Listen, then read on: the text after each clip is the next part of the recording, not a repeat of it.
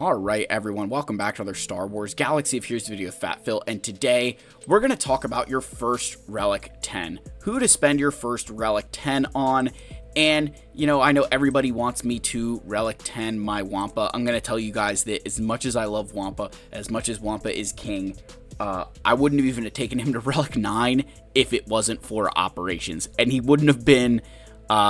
Relic. I think I had him at Relic 8 already. I got bullied into that. But it will take an excessive amount of bullying to get to Relic 10. And honestly, I can tell you that I don't really cave to peer pressure that much because that's just who I am. But anyway, who should your first Relic 10 be? We're going to break this down and we're going to look at this from the perspective of, okay, where does it make sense? Understanding the impact that Relic Delta will have while also trying to take advantage of the stats. Because the stat boosts on Relic 10 are not fantastic. So a lot of this does have to take Relic Delta into consideration. And while Relic Delta is bugged right now, it 100% is, we definitely need to consider our options here. So with that said, folks, we're going to talk about who your first Relic 10 should be. I don't have the graphic up right now, but I want to thank my channel members quickly. If you guys are ever interested, that link is below. More importantly, guys, join the Discord, get the conversation started there. But let's get in here. Let's talk about Relic 10.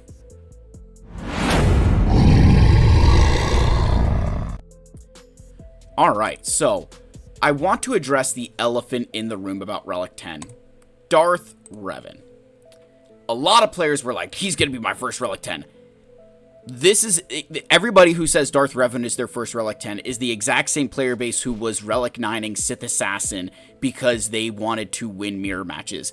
And I understand it from a quality of life perspective, but I'm going to bring up this point.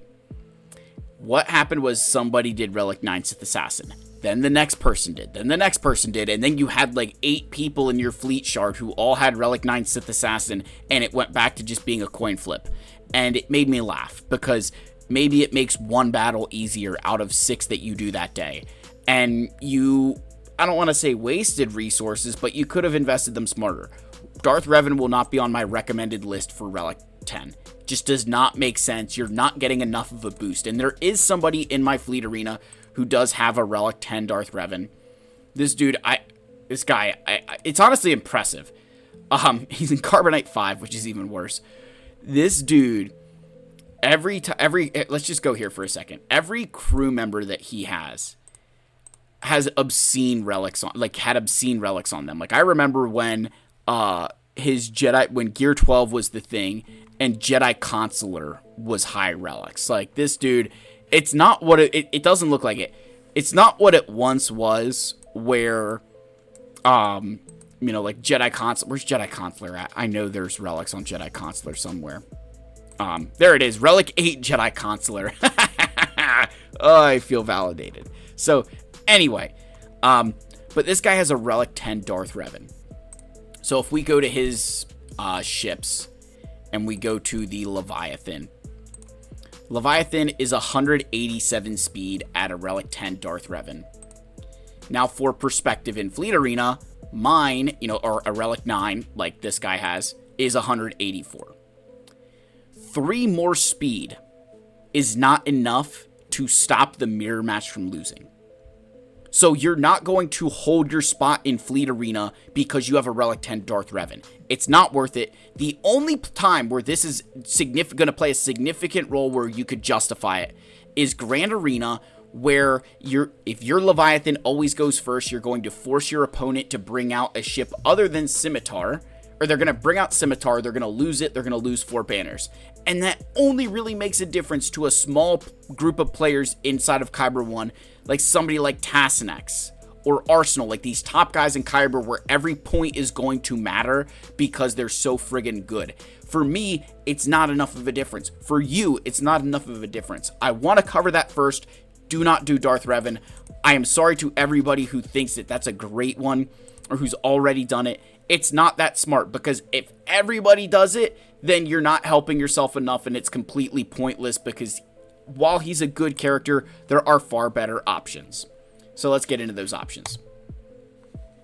Alright, the first grouping of ones is going to be Ahsoka, Leia, and Lord Vader. I call these the safe options.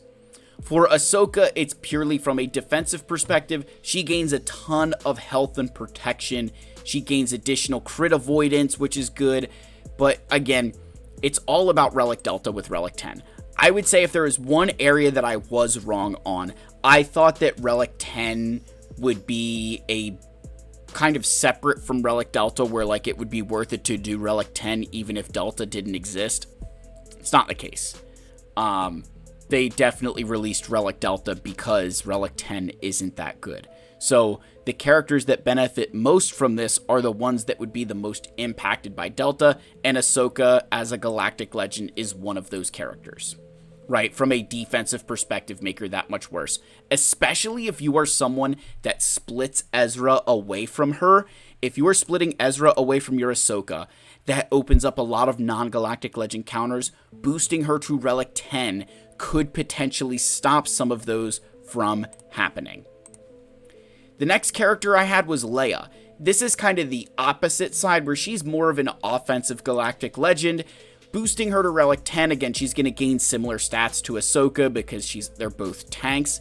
The bigger difference with Leia here that I'd say what Relic 10 will offer is, again, more health, which will boost her ultimate. She's already got a lot of crit avoidance in her kit, which is nice. But the big thing here, if you think about offensively, there are some times where she will get zerged down by lower Relic teams, mass assisting on her. Going to be a little bit harder for her to fall down, give you more time to either heal her up, get her ultimate, and make some plays happen. So that's kind of why I've got her here. And then with Lord Vader, he's actually one where like you don't gain a lot of offense for attackers. You're gaining health, you're gaining protection, which both of those things he likes. He likes offense, so he's gaining stats at every level that are important to him. But I'd argue with him, it's again Relic Delta. It's the fact that most people do not have high, like their Bo-Katan Mandalore might be Relic 8. There's not a lot of Relic 9 Bo-Katan Mandalores. So you get a Relic 10 Lord Vader, and you have an opponent who has a Relic 7 Bo-Katan Mandalore, that might take away that counter entirely.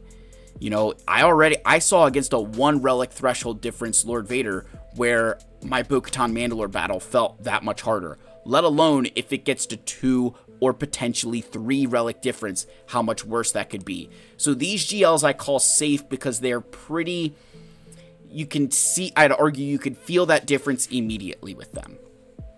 I then have Hondo here as well. Now, I kind of have him in this too soon category. Hondo's a great GL. We just don't know the full impact of what he's like without a perfectly crafted datacron for him. He's got the level 3, he's got the level 6, he's got the level 9, and even the stats. I'm waiting for the time when we can really test him where maybe it's just a level 3 and a handful of stats that are okay for him. Once that happens, we'll get a better idea of just how good his team is. Right now, I'd say it's a little bit too soon to throw him in the safe GL category, but I would argue that he's above what I'd call the justifiable GLs, which is Rey and Kylo. For Kylo, again, kind of similar to Leia, it's about being on offense. It's about that idea that, hey, Kylo's going to go on offense. I can now ensure that I'm either always going to be dealing more damage due to Delta, or I'm not getting penalized for it. And him getting penalized is a big problem. So I think this is all about mitigating, especially the damage coming into him is a big deal. He's one of those GLs where it might take him a little bit to ramp his max health. And so giving him additional health and protection is kind of a big, it's an important part of his kit, right? With Rey, it's very similar to Lord Vader. We oftentimes use our unaligned Force users to counter her, right? Starkiller, Malicos. If you have a Relic 10 Rey and your opponent only has a Relic 8 or Relic 7 Malicos and Starkiller, that Relic Delta could be significant to the point that you need another counter to deal with her. Also bear in mind that if you have a Relic 5 Baby Cal or lower relics on that unaligned Force user team in other areas, that makes her that much more potent with her ultimate and with sudden whirlwinds. So again, it's all about with these characters so far, the delta on either ensuring that offensively they're just at the same space, or from a defensive perspective, messing up some of those counters that we've come to know as consistent. After that, the other galactic legends, just briefly touching on them. Jabba, we'll talk about. For Jedi Master Kenobi, I just don't think he's as important to get to Relic 10. Jedi Master Luke, even though he would benefit from the additional protection, remember, Relic Delta impacts the attacking character, so even though his base max protection will be higher, the other character is going to be subject to Relic Delta, so that's kind of a problem. I'd rather get that full team to Relic 9 before I talk about JML to Relic 10. And then Sith Eternal we'll also talk a little bit about, but I just don't think Relic 10 is as helpful for him as it could be for other characters I have on my list. So getting into the list again, we're going to go to tanks we can justify, with one kind of, not so much of a tank, but kind of. So I've got Chrysanthemum. This makes a ton of sense. Chrysanthemum's a tank for Jabba. You can't get to Jabba until you kill Chrysanthemum. So all the stats are helping Chrysanthemum, you know, the health, the protection. It's going to keep him around longer, which is going to keep your Jabba around longer, give you opportunities to otherwise beat teams. Especially because even if you're like, oh, I'll just use Commander Tano and snipe her out. Well, guess what? Chrysanthemum's going to come back unless you have the no revive clause on the unaligned force user cron, which isn't always there. So it's one of those instances where Chrysanthemum could be a big problem for you to deal with because he's going to come back. You got to kill him twice. And that can be brutal for some teams to deal with. And I think, again, on that delta, there's some teams that would beat Chrysanthemum just through kind of mechanics and lower relics that now will be a lot harder. Vayne is in this category for a similar reason of constantly coming back with Hondo's ultimate. You kind of got to kill Vayne before you completely worry about Hondo. So again, this is kind of just helping mitigate some of those risks, boosting the relics to ensure that this dude is as annoying as humanly possible. Reva. I might hate her inside of the Star Wars media universe. I love her inside of Star Wars Galaxy of Heroes. You've got to go through Reva 3 times. 3 times. That's not fun. That's not fun. So you're going up against a Reva, you got to kill her 3 times. The timeout risk here gets huge. And trying to clean her up could also be a problem. Because remember, she does deal a significant amount of damage. Like this ability right here, for each stack of Purge, this attack deals 30% more damage. She's always putting 6 stacks of Purge on people. So she uses that on a lower Relic character. She's getting the benefit of Relic Delta. Yeah, it's going to be a problem, right? This is going to be a character that I think a lot of players will struggle the first time they see her at Relic 10 if they're not prepared for what that could look like. Ezra Bridger Exile. This is, I'm really looking at him kind of licking my chops thinking about Relic 10. He's gaining some health, the protection, a little bit more dodge chance, crit avoid. Again, this is purely about the damage decrease. You go up against some of these teams that are contingent on killing Ezra and killing him quickly, and you give them a Relic Delta disadvantage, and it becomes a big problem. So I know he's not a tank. He acts like one. He's extremely annoying inside of that Ahsoka team. He's one of those characters I'm kind of looking at and saying this might be my first Relic 10, simply because of how ridiculous and annoying he can be. Now we're going to move to attackers. So, attackers that you can justify. And again, let's be very clear. I think this is probably... Ezra might belong in this tier, right? I might throw Ezra in this tier now that we've talked about him. Ezra might be up here, but we can talk about some attackers. So I've got Captain Drogon. Again, very similar to the Kylo Ren situation. This is about saying, no matter who I target on the enemy team, I'm at least at a net 0 for Relic Delta, or I'm gaining a positive. And especially with bolt crons coming back for light side units, you're going to want, your Captain Drogon hitting as hard as possible, whether you're targeting an Ezra or a Sabine or someone else inside of that Ahsoka team, or you're going up against a Lord Vader team, you're trying to delete Oppo. Whatever the situation is, you're going to want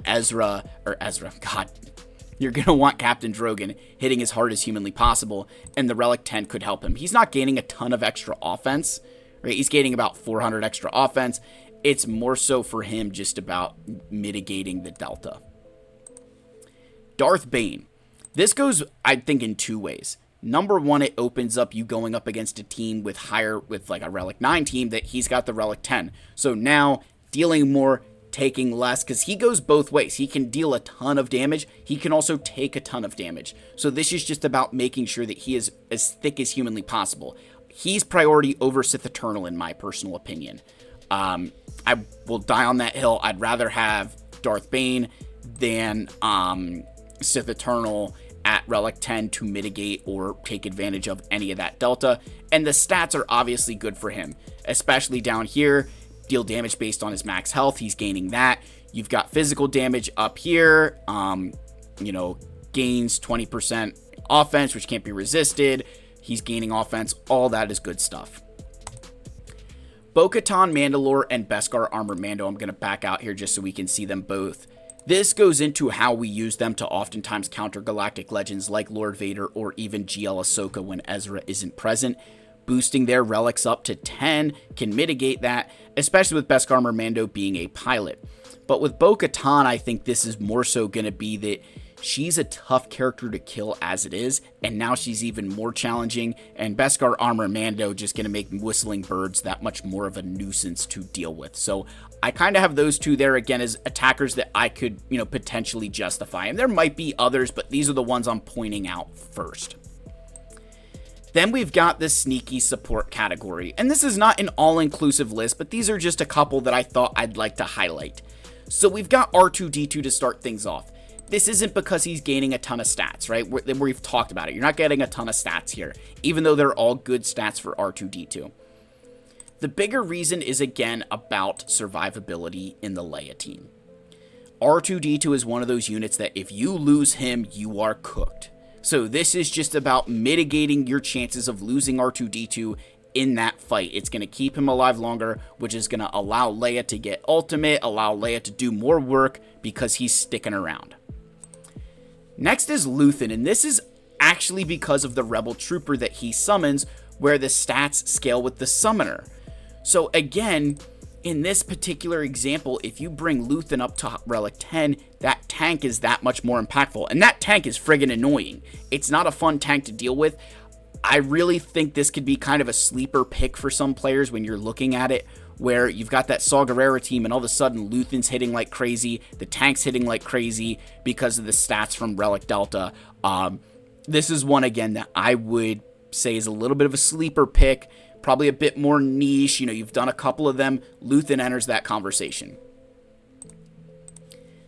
Admiral Raddus. This is not because of his ship. This has nothing to do with the profundity. This has everything to do with the relationship he has with Jyn Erso. Not a romantic relationship. You cannot kill Jyn while Adrad is alive, right? I think it's down here. While Admiral Raddus is active, Jyn can't be defeated. So you boost him to Relic 10, he's gaining stats that actually help him pretty significantly. Crit avoid, armor, tenacity, damage. He's gaining, like, every little stat helps him. He's kind of a pretty, Adrad's pretty good. The big thing here that I like, though, is that you can mitigate the relics you need on Jyn, because Jin's not a damage dealer. Jyn isn't she's not a tank. Like, you use Jyn to eat all the attacks while you hide, Adrad under stealth, so that way she can't die, because it doesn't matter. So it's one of those instances with Admiral Raddus where bringing him to 10 will keep him alive longer, subject the enemy team to Relic Delta, and that will allow Jyn to, survive longer, keep everybody going. And if you're using him in the lead, he'll get to his ultimate faster. And if you're using him inside of the Leia team, it's just going to make sure that that team is operating at its peak efficiency and annoyance. OG Hondo. This just has to do with his stacks of ransom. He gains max health. You read through at 10 stacks, he's immune to critical hits. He's going to recover health. He's going to recover protection. You're mitigating the damage bringing in while recovering more, dealing more damage. This becomes a massive annoying factor more than anything else. Again, he's in this. You could justify it. I could understand it. You're going to have to extensively use him. You'll probably have to throw him in certain teams to take full advantage of it. But I think this is one I could see players justifying because of just how ridiculous he will be at that level. And then Great Mothers is the last one. And this is really because of her Magic Storm ability, where she's going to deal special damage 3 times to all enemies. that AoE is going to feel that much worse when she's Relic 10. She's going up against a team that's got some, negative Relic Delta on the other side. One, that Weave of Destiny, Doomed, feels that much worse when she uses that AoE and maybe kills somebody, and now everybody's got defense pen, or, it's that much harder to kill her because she's kind of the one, the Great Mothers are the one that you want to oftentimes kill in that team. You kill them, team falls apart. Well, now it's that much harder. They're going to deal more damage. It's going to get real annoying real quick with them on how they could take advantage of Relic Delta, right? Because again, I think with the stats we've seen, it's not that fantastic for any characters. And again, we can't even see it because mine aren't there. But, in terms of being kind of a sneaky support upgrade, those are the ones I'm looking at. Now, like I said, there's a lot of characters on here. I don't think I'll get to more than a handful of Relic 10s next year anyway, so it won't go much beyond, these couple up here. But it's food for thought. Not everybody's in my position. Some of you may have more Relic 10s and some of you may have less. But I think I'm going to start with the characters up here, GLs, maybe Ezra, just for the pure annoyance factor, and start to work my way down as I see fit.